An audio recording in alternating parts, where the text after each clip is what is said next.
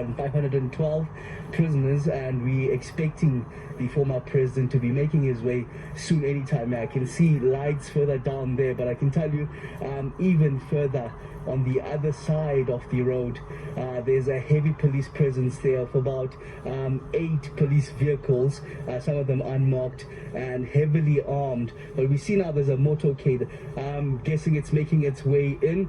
We're going to try to get a bit closer there. I'm going to ask my colleague Masilo just to even try to go handheld as we try to bring you those visuals closer, because there seems to be some movement going in towards the prison entrance now, which has been quite heavily guarded itself. You remember Lorenzo Tema, the police ministry spokesperson, in fact confirming that the former president is in police custody at the moment.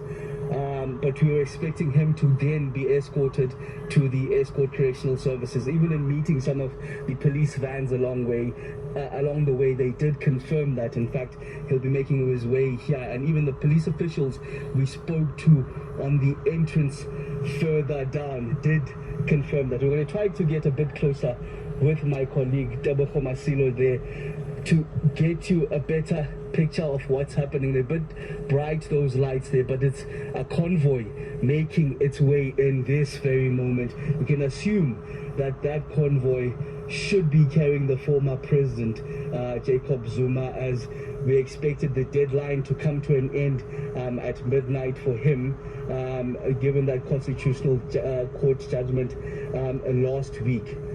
It looks like that convoy is still making its way inside escort prison this very moment, assuming it's carrying the former president, as we do understand even from that media communique from Lorenzo Tema, the spokesperson of the police ministry, suggesting that he was in police custody there in preparation then to be moved to the escort correctional service. Fairly new correctional service, I might add, but in front of us, of course, it is heavily guarded there.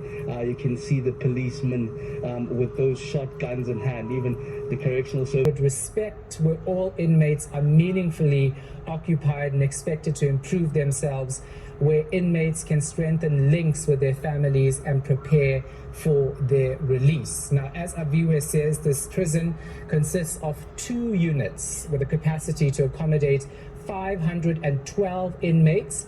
It also has a hospital section, a training center, maintenance workshop, logistics, and other support structures. It was going to be taken to court. It was going to take years and years to prove and what have you. So in a sense, I'm not quite sure what informed the defiance, except a sense of what one can call, an exaggerated sense of the correctional services center, where those checks are done. It's expected to be done within the period of 6 hours, where he's evaluated for his mental being, his health being, and just evaluating the risk, because from there on he's then allocated a cell according to, or in fact left towards late evening here. My colleague Supermandla Goge was just outside in Kandla when that convoy made its way out. At that time it was uncertain who was inside it, but now it has been clear it's the former president Jacob Zuma making his way to the escort correctional services. You heard some of what is going to happen according to the Department of Correctional Services, and in fact a conversation I had